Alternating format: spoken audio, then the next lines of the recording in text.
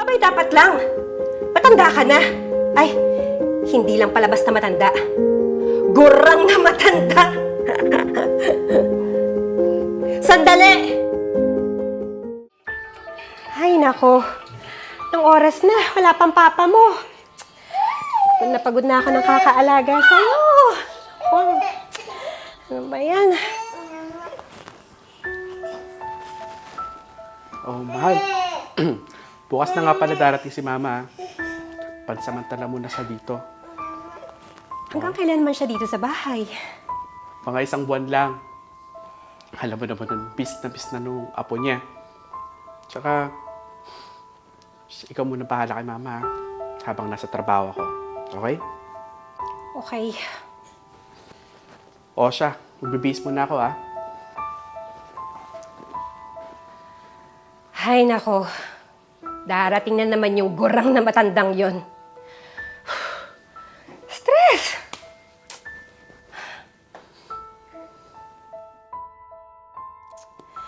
Ay, nako. Ngayon na pala dadating yung gurang na yon. Pasok ka, Ma. Panigurado akong sabik na makita ang apo mo. Mabubwisit na naman ang araw ko pag nakikita ko siya. Ay. Oh, mahal. Nandiyan na pala kayo. O, mahal. Ikaw munang bahala kay Mama. Babalik na ako sa trabaho. Sinamahan ko lang talaga siya papunta dito sa bahay. Ma, kung may kailangan po kayo, siya na pong bahala sa inyo. Kung may tatanong po kayo, tutulungan ka rin po ni Faye. Pabalik na rin ako sa trabaho. Okay, anak. O siya, aalis na ako. Alam niyo na siguro kung saan ang kwarto niyo dyan. Bahala na kayo. Nakita niyo naman, nagising si baby at magpapakain pa ako. Kaya don't expect na aasikasuhin ko kayo. Okay, Iha. Kaya ko na ito. Abay, dapat lang. Matanda ka na. Ay, hindi lang palabas na matanda. Gurang na matanda. Sandali! At itong tatandaan mo, ha? Kapag andito ka sa bahay namin, susundin mo lahat ng sasabihin ko. Maliwanag! O sige na, pumasok na kayo sa kwarto. Naaalibad-baran ako sa itsura ninyo. At oo nga pala, huwag mong kalimutang maligo. Nangangamoy lupa na kayo. Ang baho!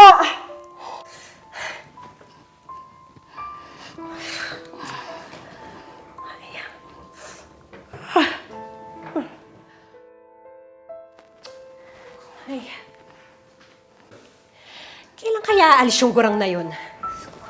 Naalibad-baran ako sa itsura niya pag nakikita ko. Nagkukulong tuloy kami dito sa kwarto ni Baby Arius. Baka turuan pa niya ng hindi magandang anak ko. Ay. Iha, baka gusto mong ako na munang mag-alaga sa apo ko para naman makapagpahinga ka. Hindi na kailangan. Kaya kong alagaan ang anak ko. Tsaka mamaya, mapano pa to? Sa tanda nyo yan, hindi nyo na kayang mag-alaga ng bata. Baka mapilayan pa tong si baby.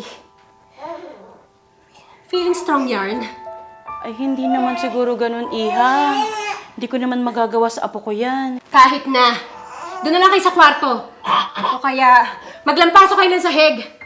Para naman may pakinabang kang matanda ka. Kasi nagpunta-punta pa kayo dito eh. Pabigat! Alis!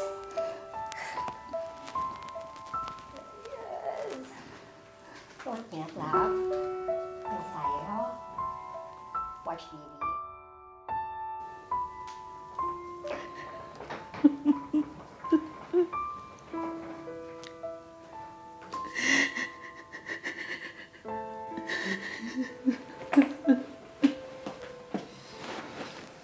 Ma?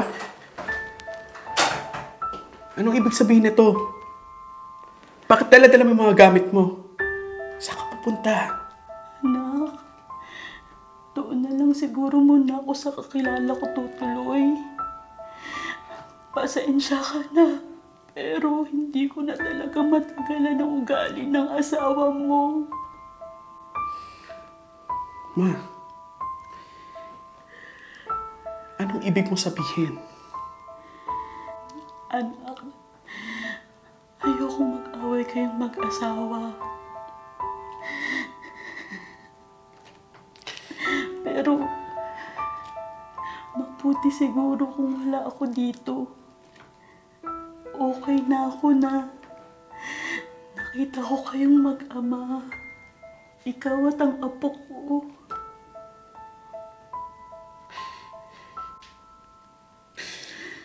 Di, Ma. Kaya, kakausapin ko si Faye. Meron ba akong hindi nalalaman habang wala ako dito sa bahay, ha? Wala namang problema. Hindi kita maintindihan, mahal. Kilala ko ang mama ko, Faye. Maputi siyang tao. At alam kong may ginawa ka. Minamaltrato mo ba siya, ha? Oo na, aaminin ko. May nasabi kong hindi maganda sa kanya. Nasabi ko lang naman yun kasi pakiramdam ko pag nandito siya sa bahay, nawawala ang atensyon mo sa akin. Nasa kanya na lang. Nagsiselos ako, Brent. Kasi gusto ko, nasa aming dalawa ng anak mo ang atensyon mo. How could you even think that way? Natural! Ina ko siya! At alam mo naman na minsan lang natin siyang makita at makasama, di ba? She deserves my attention! Pero hindi ibig sabihin nun na wala na akong pakialam sa'yo. Asawa kita. At iba ang trato ko sa'yo sa mama ko. Pero pareho ko kayong mahal. At baka nakakalimutan mo, ilang beses tayong tinulungan ni Mama nung nag-uumpisa pa lang tayong magkasama bilang asawa. Nung magkasakit ka, hanggang sinumanganak ka, di ba siya lang laging nag-aalaga sa'yo? Siya laging kasama mo? Yung mga bayarin, siya laging tumutulong sa atin. Mag-aawa ako sa'yo. Respetuhin ko naman yung nanay ko. Dahil wala siyang ibang inisip, kundi tayo. Yung makapakanan ng pamilya natin.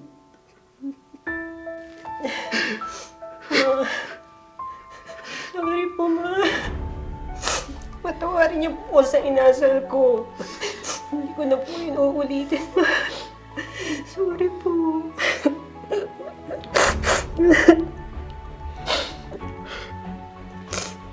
Iha, wala na sa akin yan. Tandaan mo, wala akong hinangad kung hindi mapabuti ang kapakanan ninyo. Wala akong hindi gagawin para sa inyo. Kung kailangan, ibubos ko ang natitira kong lakas kahit matanda na ako. Gagawin ko para sa inyo. Sa anak ko. Sa iyo, para sa apo ko. Sorry ba?